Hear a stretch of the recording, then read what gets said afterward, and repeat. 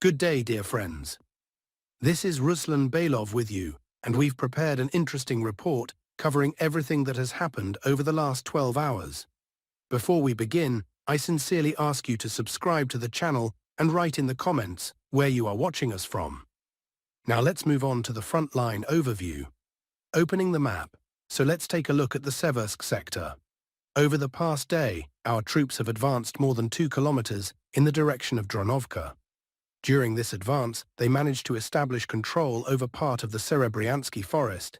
That's this woodland along the Seversky Donets River. In addition, they pushed forward in Seversk itself, taking control of several residential buildings. Yes, you heard correctly. Russian forces now control a small part of the town. The thing is, these houses technically belong to Seversk. Strange as it may sound, look at the map of the town's boundaries. See that northern patch highlighted in red? That's officially part of Seversk, even though it's separated from the main body of the town. And in this area, our troops have advanced and taken half under control. But what should worry the Ukrainian side more is our advance toward Dronovka. From current positions, it's less than 2 kilometers away, about 1.8 kilometers. Yes, Dronovka is separated by the Bakhmutka River, which in theory should slow us down. But let me tell you, it won't. In this area, the river is more like a small stream, and crossing it won't be a problem. It's not a serious obstacle. And if Russian forces reach and occupy Dronovka, then the defense of Seversk is practically finished. From Dronovka, it's a quick move to Platonovka, and from there it's just a short distance to the main supply highway, Lyman Seversk. From Platonovka, it's less than a kilometer away. As you can already see, Seversk is essentially in a semicircle. If the advance continues this way, then by the end of October, maybe even earlier, Seversk will be almost blockaded. Only one supply road will remain, and even that will be under fire control. But Trump says we are losing ground. Interesting. When the Ukrainians lose Seversk, what will he say then? The situation is no better for Ukrainian forces on the neighboring Lyman sector. Now let me explain in detail what's happening there. So, we've already discussed Seversk. I don't want to make any firm predictions, but I'll say this. There is now a real chance that the town could fall under Russian control by the end of the year. Yes, a very real chance. If Russian troops reach Platonovka by the end of October and by December advance to the Kaliniki-Reznikovka-Sviato-Pokrovskoye line, then by year's end, Seversk will fall. As for Lyman, the situation is a bit more complicated, but there is also progress. Well, not exactly in Lyman itself, but in the neighboring area, south of Torsky, Russian troops advanced by 1.7 kilometers. They managed to press forward and capture the ostrich farm, which the Ukrainians had turned into a strongpoint to defend approaches to Yampol. But it didn't work for them. For some time they managed to hold it, but not for long. As a result, Russian forces entered the eastern part of Yampol and secured positions along Partizanskaya Street. I wouldn't rush into optimism here, though. This area is very difficult. Yampol is an urban-type settlement and an important logistics hub, which means it's well fortified. So the battles here will be long and hard. Moreover, in order to stabilize logistics for Russian troops and establish firmer control over the approaches to the settlement, this forest, called the Yampol Forestry, must also be taken. For now, Ukrainian forces still hold it. Therefore, there is no reliable logistics for our units here, since Ukrainians entrenched in the forest constantly carry out attacks. So, as I've said, for full control and reliable supply lines, the forest must be cleared. Still, if Yampol is taken, it will first of all help in the capture of Seversk, since the Seversk-Lyman road runs right behind Yampol and further to Kaliniki. Secondly, it will open a direct path to Lyman itself. Again, if Seversk is a prospect for this year, not a 100% certainty, but there are good chances. I personally would estimate February-March as a safer forecast. But still, there are chances this year. As for Lyman, Russian forces will definitely not capture it before the end of this year. Now let's move on. Many of you keep asking about the Kupyansk direction. So here's the answer. This town will definitely be taken by Russian forces before the year's end. Yesterday, I spoke with someone who is right now in Kupyansk, and according to him, firefights were taking place just south of the Kupyansk South Station. This means that the information I received the day before yesterday and shared with you yesterday, that the railway station is already under Russian control and that Ukrainian forces have been pushed back beyond the railway tracks, has now been confirmed by another source. Of course, the key battles here are in the Yubileyny neighborhood because of the apartment blocks. These are the last multi-story buildings still under Ukrainian control. If this neighborhood falls, the city will fall quickly, since beyond it is private housing, which is much easier to clear. Reports from the ground say that very heavy fighting is ongoing right now in the Yubileyny neighborhood. That's the situation as of now. We'll wait for new updates and footage for confirmation. But based on what I see and hear, the city will fall by the end of the year, with a probability of about 90%. And we need to understand one thing. If Kupyansk falls, then within just a couple of months, the entire Ukrainian bridgehead on the left bank will collapse. That's more than 200 square kilometers. We'll see then the puzzled look on Trump's face.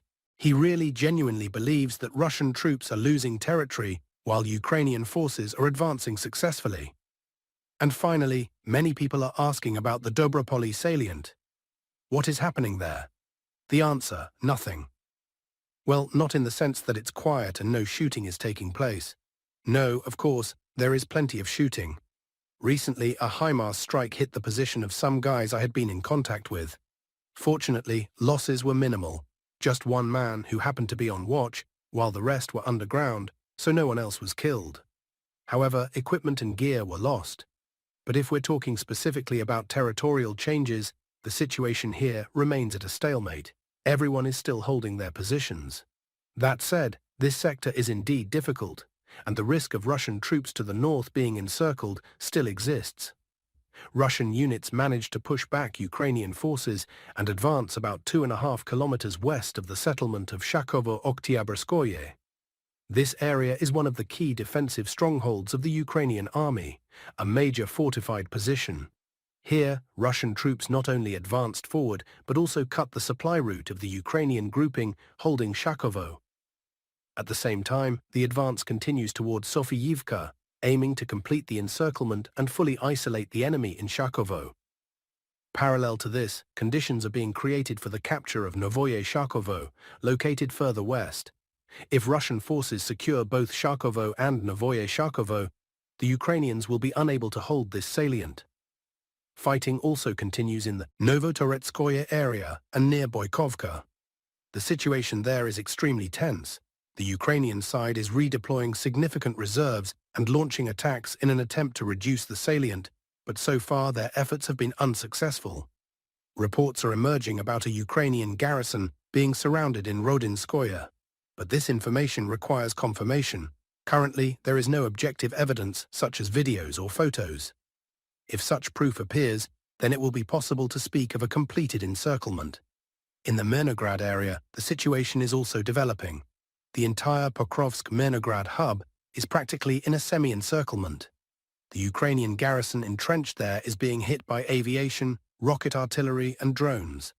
However, there are no reports yet of Russian forces advancing into the streets of Pokrovsk and Menugrad.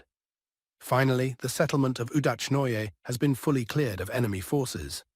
About a week ago, premature claims appeared that it had already come under Russian control, but only now has this fact been confirmed, including by Ukrainian sources. After this success, Russian troops are moving further toward Molodyodzhnoye, the last settlement before the border with Dnipropetrovsk region from this direction. Beyond it lie important transport hubs, Mezhevaya, Kolona Mezhevaya, and Novopodgorodnoye. This gives the situation here strategic importance. On the Dnipropetrovsk front, no significant changes have been recorded so far.